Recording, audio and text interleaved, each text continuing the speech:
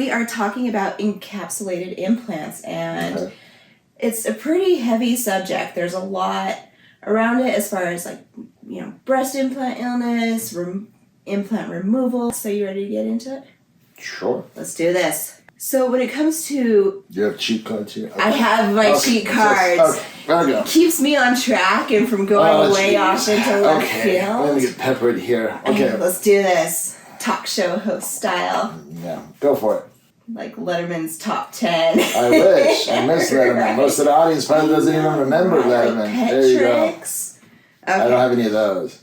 I'm sure you do. Keep going. Okay. How are encapsulated implants diagnosed? Actually, that's a really good question. That's not an opinion question. That is a situation where it's factual. Mm-hmm. So it's objective. So encapsulation usually is a way we notice that the body reacts to an implant and a shell forms. So most often, a shell tends to be very thin and tends to be very light, so patients don't actually feel it. Mm-hmm.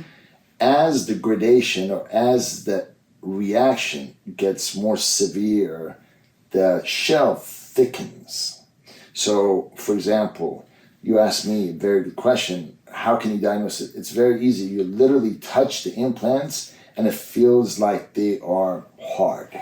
Oh. So those patients are categorized as a capsular grade 3 contraction. Okay. Now, if you go the next step higher, and it happens to some patients, the next step higher involves pain. Ooh. So not only are they hard, as they're getting harder, they're pushing around the muscle, and it's starting to hurt. It's not that, well, I shouldn't say it's not that bad. Some patients really suffer, and I've never had implants, so I don't know. But the fact is, you can tell because when they come in, they go, my breast implants are hard, versus I have a lot of pain and my breast implants are hard. Okay. And then usually type 3, you look at it and you have time. Type 4, you're really addressing not only capsular contraction, you're really addressing pain. What does the pain feel like? Again, I've never had implants, but what the patients tell me, it just feels like just harder and it pulls on their chest. So it really does restrict their motion. If they go to a gym, certain things they can't do anymore because it feels too hard or it feels harsh. It feels like they're about to rip something. Oh. Yeah. Okay. Yeah. And again, remember, it's not like capsular contraction or grade 4 capsular contraction happens right away. They were athletes, years go by, and they notice that it's progressively getting worse. Okay. So they'll come in with that kind of history. They're harder than they were before. Oh, I have pain now. I can't go to the gym anymore. This is restricted. And then at that point, you're trying to get an implant out or something just so they can go back to a normal life. Got it. Okay. So they can go back to a normal life. Oh, absolutely. Got it. Okay. So can or should patients have implants replaced after having those encapsulated implants removed? That's actually a very good question. So everybody's different. Some patients come in as time has gone on, they're older. And again, remember, as life goes on, patients' appreciation for implants are different. Mm-hmm. A 20-year-old or a 25-year-old who puts implants in, 20 years as a 45-year-old mom of 2, mom of 3 may have completely different expectations. Married, happy, this time, I don't even want these things anymore. So if it encapsulates, they'll just get them out. And if there's no implant, there's no capsule reaction and it all calms down. Mm-hmm. Some other patients come to you, even when they're 60. I mean, in Texas, I've had patients who are at 60 saying, I had my implants out, I can't fit into my clothes, this is just an emotional shock. I know I haven't had implants for 2-3 years. I need to put them back in because I want to feel like normal in my clothes. Mm-hmm. So some patients, when they have encapsulation, we take them out and we give them time. And just that issue of time, maybe that inflammatory response calms down. And when we go back in to put it back in, we're lucky enough not to have that reaction. Okay. Some patients, unfortunately, maybe it's a genetic thing. And again, when I say maybe is we don't have all the answers. Like I saw a patient today in clinic. Will be the fourth person to touch her. All three surgeons the last 3 times, they put it above the muscle, behind the muscle. Over time, over a year or two, she encapsulated. Oh my goodness. So she's a recurrent encapsulation. And in a patient like that, again, the issue might be, hey, take them out, just forget about them. Or we have something, like what we call an ADM, a cellular dermal matrix, but that's a reconstruction tool. But we put that inside, and once you have that, you don't get capsular contraction ever again. But that's a reconstruction tool. It's a lot more complex, it's more costly, it's more headache. But once you do that, you don't get capsular contraction. But you need to see that recurrence happening. Unfortunately, because you don't want to necessarily go put straight to that because 1, expense, 2, it is a much longer surgery. And if somebody comes in at 25 says, I want to have stratus put in or Allergan put in, we're like, no. You know what I mean? Because it is a lot more of a headache. And why would you start that on somebody who you don't know who's ever going to have capsular contraction? Yeah, it's unnecessary. Okay. So would it then be common for patients to have a lift or fat grafting after implant removal? Again, all bodies are different. My experience has been once you actually take out the implant and take out the shell, the body actually, that breast tissue just relaxes. And in those cases, many of them have the volume where you just do a lift and they're very happy. Okay. And they just leave it on because now they no longer have implants. Now they no longer have a chance for reacting and getting capsular contraction. Now, in regards to fat grafting, that's a lot more of a hot topic because in certain parts of the country, the hospitals refuse to do fat grafting. And the logic being, if you put fat graft in, sometimes the fat graft calcifies. And on a mammography or mammogram, they can't tell the difference between fat graft and a concern about breast cancer. And all of a sudden, you got fat graft, you're very happy, you get your mammogram, and suddenly someone says, oh, we want to biopsy that area or 3-4 areas. And all of a sudden, you were so happy, and now you have to get 3-4 biopsies. Goodbye fat graft. So that's the problem. Okay. Yeah.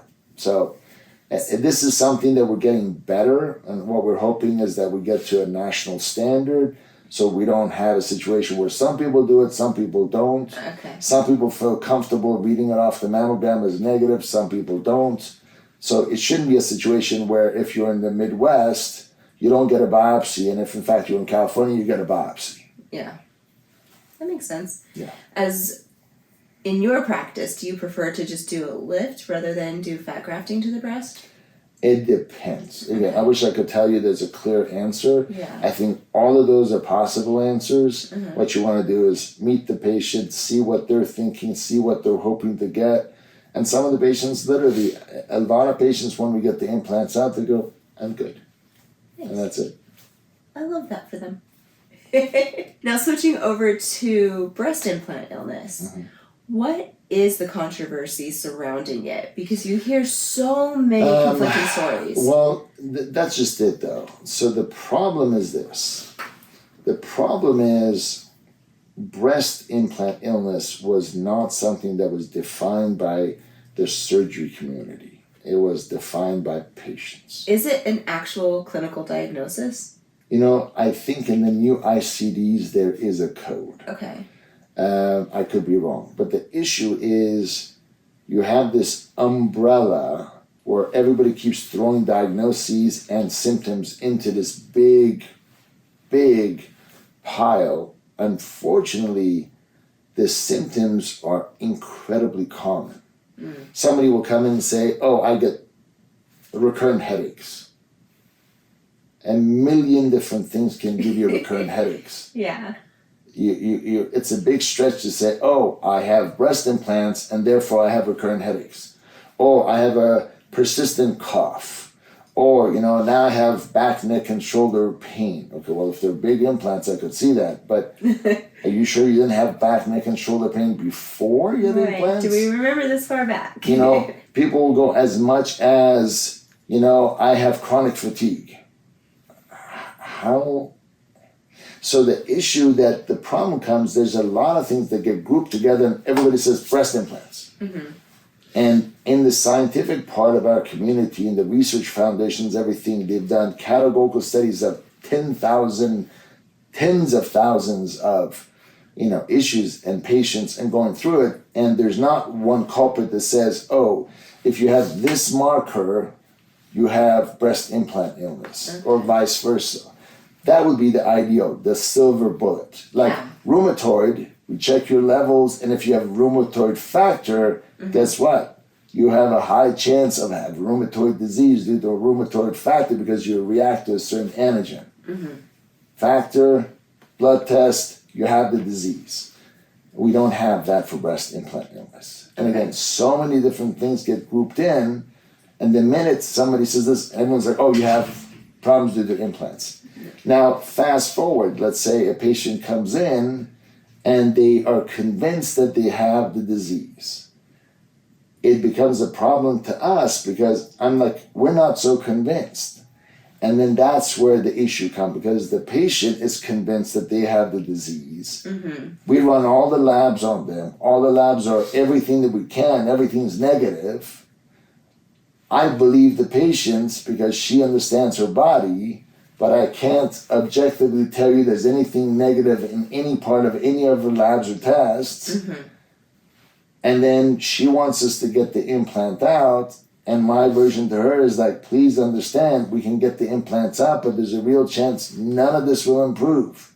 And I'd say 50% of my patients that taken implants out, nothing has changed. And they look a bit shook up because they're like, but I thought this would fix the problem. And I'm like, I'm sorry. Yeah. On the other side, there's patients who are absolutely convinced that they're much better because of it. And I'm like, okay. Cool.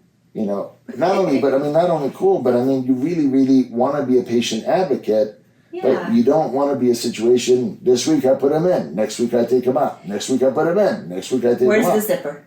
You took the words right out of my mouth, because ideally, we always joke around about the LA crowd, because this month they want to have bigger implants because they want to fit that dress to the Oscars. Next month I have a marathon. Can you make them smaller so during the marathon I can not have so much of a issue? Need the Nike pump. Oh jeez. Yeah. No. Gosh. Can you imagine if that happened? Honey, it's date night. God Almighty. But yeah. So that's the issue. Can you imagine how much money we'd make if we invented that? New business plan. I was gonna say, imagine the headaches we could inherit from that. Oh, my left one popped. My husband wouldn't stop inflating it. It was date night. Oh, jeez. Can you imagine? Oh, you just gotta have a fail safe. Yeah, it's crazy. So. Okay, so you kind of touched on this a little bit, but okay, what's up? Typically, not that there is a typically, but is there maybe common symptoms you're seeing that patients are presenting with when they're coming saying, I think I have breast implant illness? That's just it, though. That you just hit it. The word common. The symptoms are too common. Oh. That's it. So I don't know. I don't know what is and I don't know what isn't. Yeah. So I'm like, something like capsular contraction. You feel it, you know. It's hard. They have pain, you know. You have a category system, you know. Breast implant illnesses, not so much. So that's exactly where we are. Because you're like, I think it could be breast implant illness, because this is the scenario. Female has implants. She suddenly, over the years, develops certain symptoms. She goes to the doctors. They don't have an answer for her. They put her a bunch of different medicines. Now she's got a bunch of different medicines on board. Her problem is not necessarily being appropriately handled, but she now has a couple of diagnoses. I have fibromyalgia, I have chronic fatigue syndrome, I have this, and this. They're giving me all these symptoms, they're giving me all these diagnoses, they're giving me all this medicine. I now have a dependence on Norco. I have I take ibuprofen for all this stuff, and my problem's still there. Yeah. So the question is, do you have a fix for this? I don't want to be on this medicine. I don't want to be tagged as the person who's a pain seeker, etc. Right. What's my choice? I could get an MRI and tell you an implant is ruptured. I can get you an MRI, tell you the implant is hardened. I can do an exam and categorize the capsular contraction. I can't do an MRI and tell you have breast implant illness. That's the problem. That's So these two don't equate. Yeah. So one is objective, one is subjective. That's the problem. The subjective is nebulous, and that's the part we get stuck. Right. That's really hard. Literally, it's hard for the patients. And this is something that's unfortunate because it happened to a patient that I shared with one of the other plastic surgeons. She went in after 6 or 7 years of having problems. Literally, the plastic surgeon told her to her face that she was crazy. Oh no. And then she came in bawling, and she came to our side, and she's like, why won't he believe me? He's usually a nice guy. But instead of having a communication and or a discussion and a discourse, he was frustrated. So I said, no, I'm not taking him out because you're just crazy. It's all in your head. Oh, that's hard. It's very hard. The patient actually, we were a lot more supportive. She ended up actually finding on the internet, going to somebody who was a breast implant illness expert and just had her implants out there, which was in a completely different city, like 400 miles away. Can there be an expert when it's such a That's just it. nebulous cloud? There really is no expertise. Okay.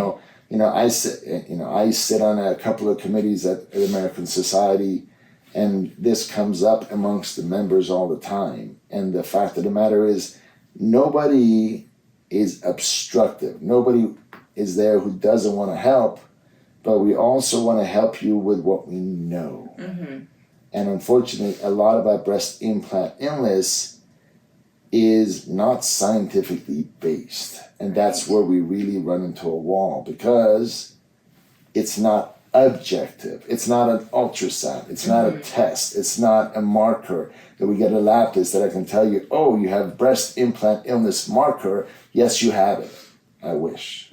Don't we all? Yeah, exactly. It would make it a lot simpler. That kind of leads into the next question of why do you think some women aren't being listened to or taken seriously? Well, okay, so this is a big... That's a big question. That's a big question, and the answer is detailed and some of it's philosophical, and we don't have enough to that's a whole other podcast. No, but it's not only that, is we don't, this would be one of those where you sit down in front of drinks and talk about this. Yeah. But no, the issue is some of it is actually sexist. Mm-hmm. Because of the fact that there was actually a study done, and a lot of plastic surgeons are males, and a lot of plastic surgeons who are even female are trained by male plastic surgeons. So the idea is the patient's just being a woman, or this or that, just being overreactive and dramatic. And again, studies have shown that patients with actual physical diagnoses that were significant morbidity, they end up in the ER, and the ER physician have said, go home, you're just being overreactive, or you're just being a female and overreacting, and they've had serious illnesses and been sent home. Yeah. And that's a problem because of the fact that I don't think necessarily it's an issue of they're just not being listened to for breast implant illness. They're not being listened to at all. Correct.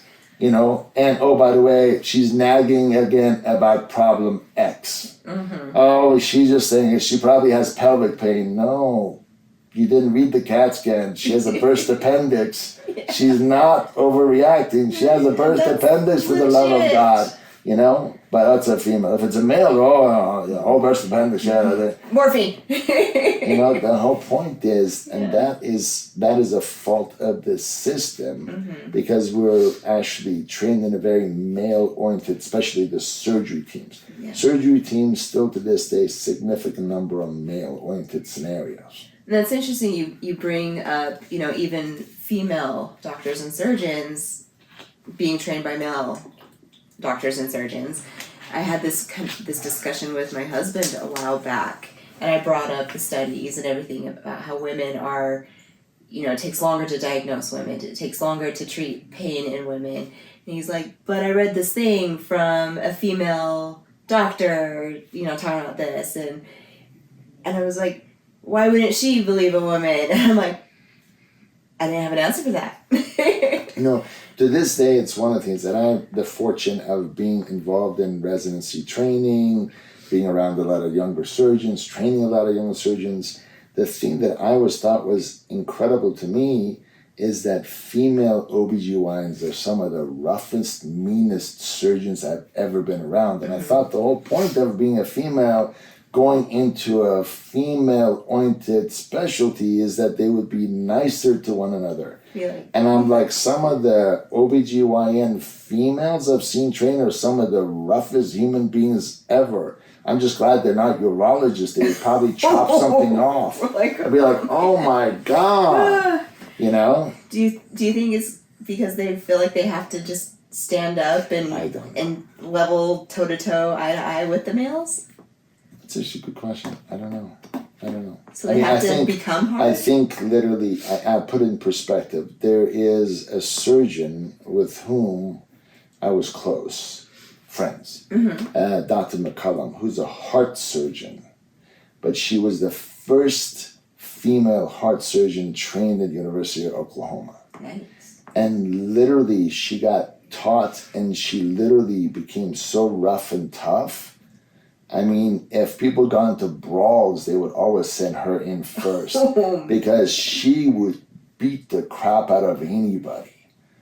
And that You're on my side. Yeah, so no, but I'm just saying it's a situation where I think the ones who do survive definitely have to join the boys. And they have to be rough and tough and break bones and this and that. Yeah. And I think once you're trained like that and a female comes in through the ER and says, oh, I have pelvic pain, and goes, yeah, suck it up. Yeah. Yeah, but there's blood coming out of every orifice. You're just faking it. Yeah. So now translate that to breast implant illness. All your levels are okay, all your labs are negative. It's in your head. So that's unfortunately, I think, what's happening more often. I think people who do a lot of breast surgery and have seen issues, anecdotally, we now understand that, hey, there's something there. What? I'm not sure, but there's something there. And being that there's something there, that's what we're actually going after, is there's something there. We need to look at it. We can't discount this person. Let's see what we can do.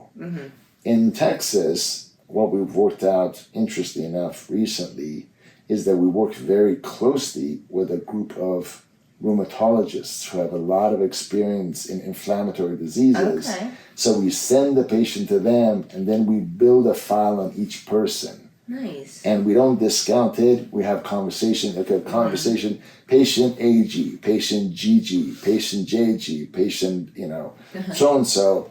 And then, so this patient has this, presented with this, had implants there, what's going on this, had this, her numbers are this, she doesn't fit into this criteria, she doesn't fit this criteria, she looks like she's got rheumatoid factor, but her levels are negative, she presents similar to rheumatoid arthritis, what do you think? Well, let's get an MRI. If there's anything wrong with the implants, we're getting them out. Okay. Because that's the only thing we can see that might be an issue. She's got great capsular contraction. She has some sort of process going on with the breast. I can't tell you what it is, but since there's an inflammatory process, let's get those out and see how she does. Is it almost stimulating like an autoimmune? That's actually a great question. We don't know, but that's the reason why we get the rheumatologists involved. They're the experts in autoimmune reaction, inflammation. Rheumatoid is an example of that. Osteo is an example of that. Sjogren's is an example of that. Hashimoto's is an example of that. So patients come in like, I'm sensitive, I have asthma, I have Hashimoto's, I have this, and this, and you're like, this tells me that you've got a spectrum of inflammatory responses. Yeah. There's a real chance that's why you're getting grade 4 capsular contraction.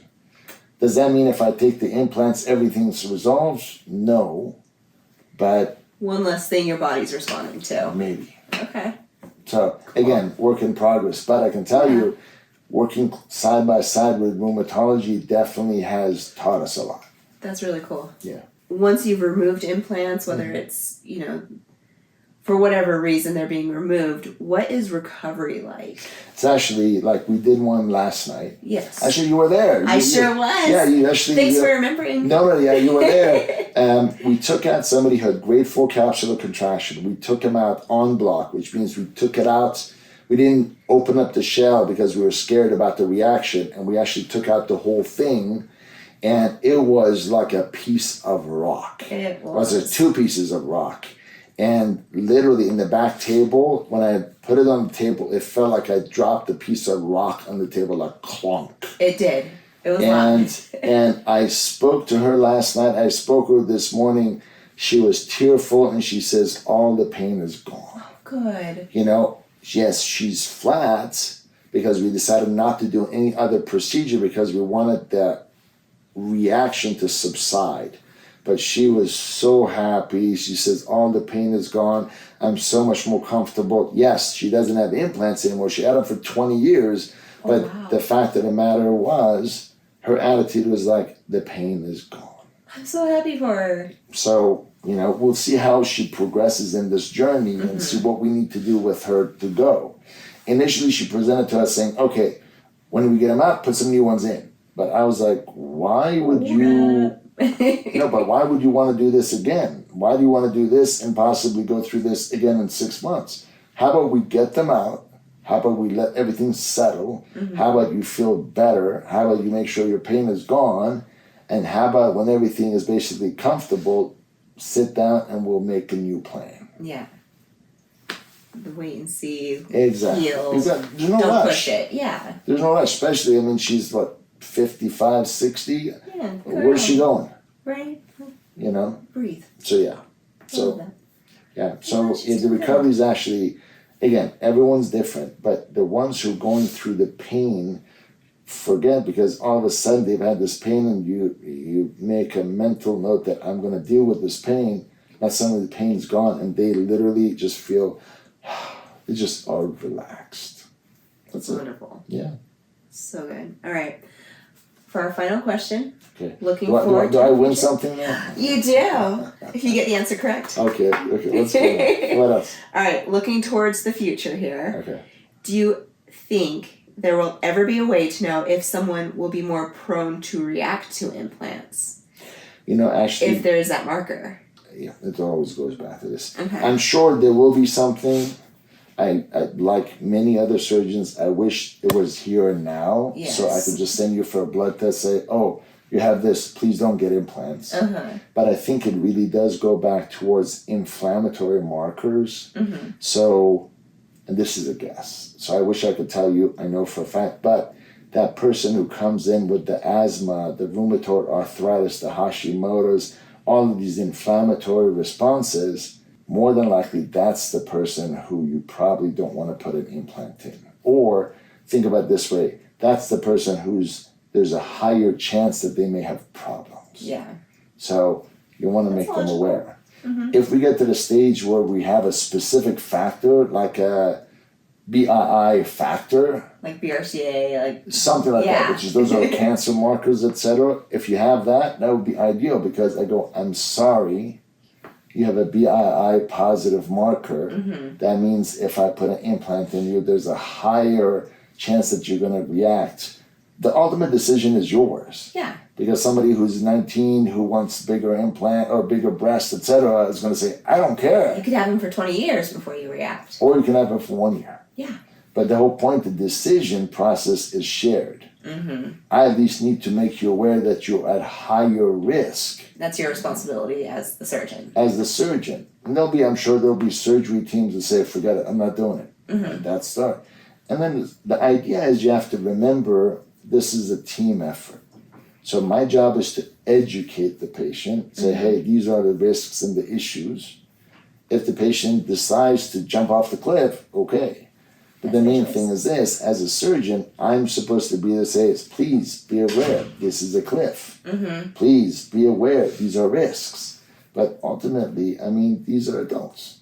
Yeah. So, but our job, hopefully, fingers crossed, is as you said, if we can find a marker or something to better make people aware, that would be ideal. That'd be amazing. That would be, and I think it's going to happen. It's just a question of, and then in that scenario, when there is a proven marker, then all of this back and forth won't exist anymore. Right. If a patient comes in and their BII factor is positive, there's no more conversation. You'll find all the surgeons will comply immediately. Yeah. Your BII marker is positive, I'm with you. What do you need me to do? You need to take out the implants? We'll do it. I'm sorry you're going through this.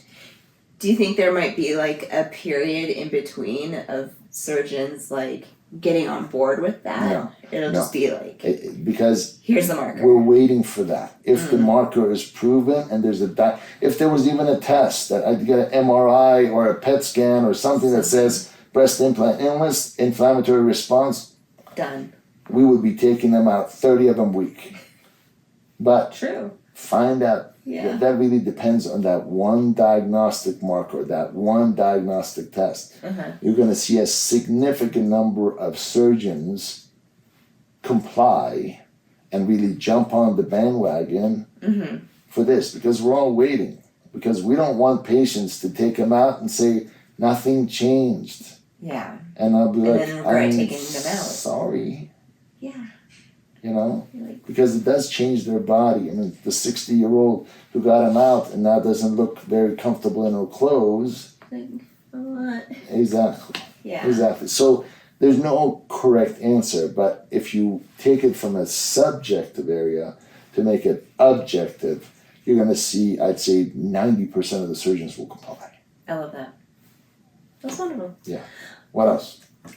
Are you done? No more questions? I'm done with my questions. Do you have anything else you'd like to educate us on with breast implant illness, or I can't talk now. Well, yeah. No, but I mean, capsular contraction Yes, is that's the interesting. We're actually seeing a lot more of that. And then recurrent capsular contraction is one of the things. But interesting enough, recurrent capsular contraction, people need to know that they have options. That's So good. they don't need to sit there with that hardened implant and go through the pain. They need to know they have options. And it's a question of just coming to somebody who's more senior, more experienced, and sitting down and saying, what are my options? That's So good. things are not necessarily black and white. Wonderful. Yeah. Awesome. All right. Where can we find you, Dr. K? Where can you find me? Yeah. Well, All over. well, no, I mean... Where are you not? Yeah, exactly. Well, as you know, I'm over here at the Institute now with Dan Ward. And then I keep going back and forth to Texas. So we'll see me here in 2 weeks. Wonderful. All right. We'll see you back. Okay then. Thank you so much. You're very welcome.